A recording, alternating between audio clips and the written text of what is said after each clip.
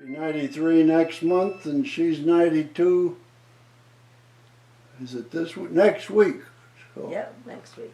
So, yeah. And we've been married 71 years, a little over 71 years. And I'm Arthur Weaver, Dr. Arthur Weaver, and this is my wife here, Natalie Weaver.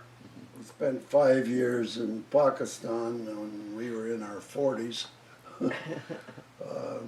I was a mission surgeon in the Adventist hospital in Karachi. Well, it's mostly a vegan diet. We're not purists.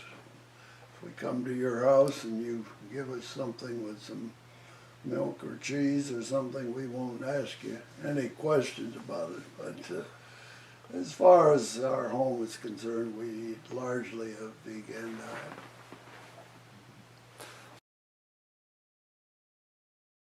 diet. Well, We've been vegetarians all our life.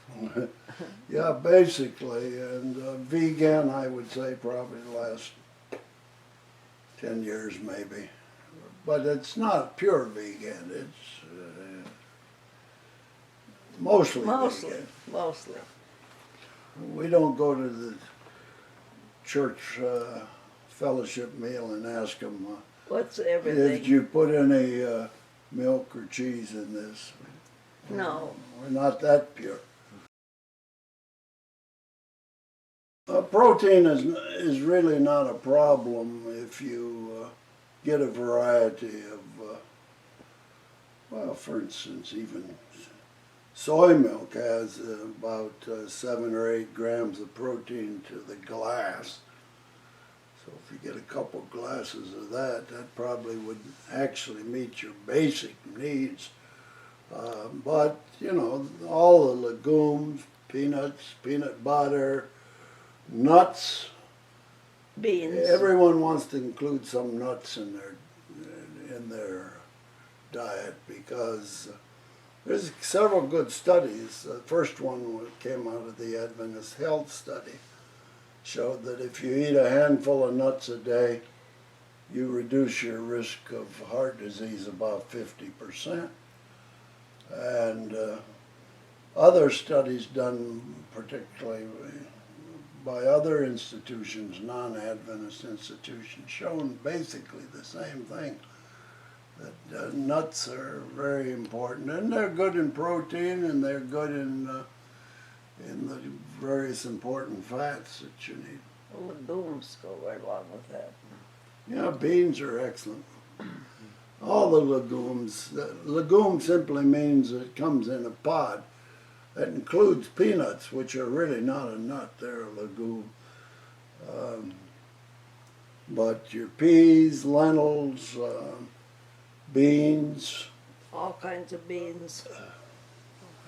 But I can do loaves, or we can make soup, or there's so many dishes that... Actually, I think if you get a variety of fruits, grains, nuts, and vegetables, and you get enough calories, you'll not be protein deficient. It's a meat producer's myth that the vegetarian diet is likely to be protein deficient.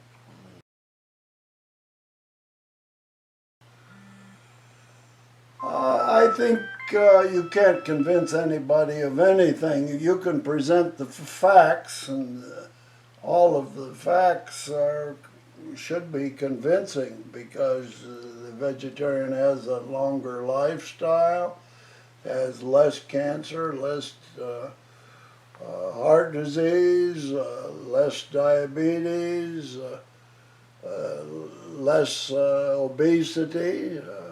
Not that you can't have a bad vegetarian diet, because you can, but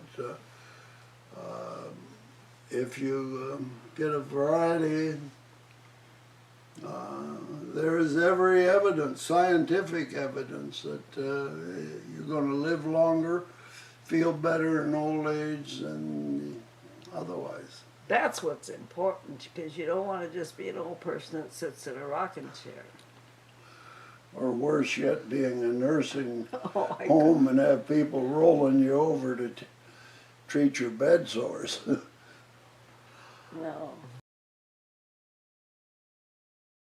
Well, it's only animal products that have cholesterol, number one, in them. So what I call exogenous cholesterol, you're eating cholesterol.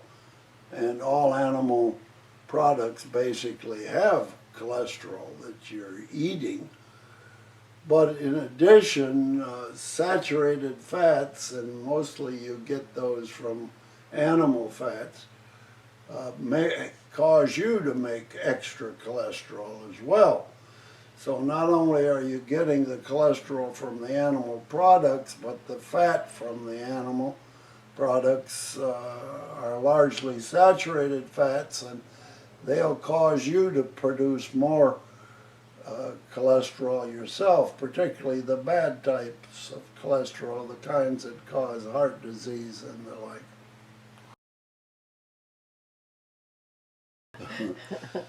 Well, We walk almost every morning. yeah, but we have activities, just living, cooking and keeping house and Having people over. This is God's house. So we have a lot of people over. When we don't eat at church, we invite people over here. and we have some Bible studies we're still giving. And we did Bible studies yesterday. Well, you're supposed to get your sleep. It's interesting, as you get older, you sleep a little more fitfully, mostly because as you get older, you have to get up to go pot a little more often in the night. But yeah, sleep is very, very important. And it's recommended, 8 hours is good. And fortunately, once you're retired, time is not that terribly pushing. So if you want to go to bed a little later and get up a little earlier, it's important that you have a routine.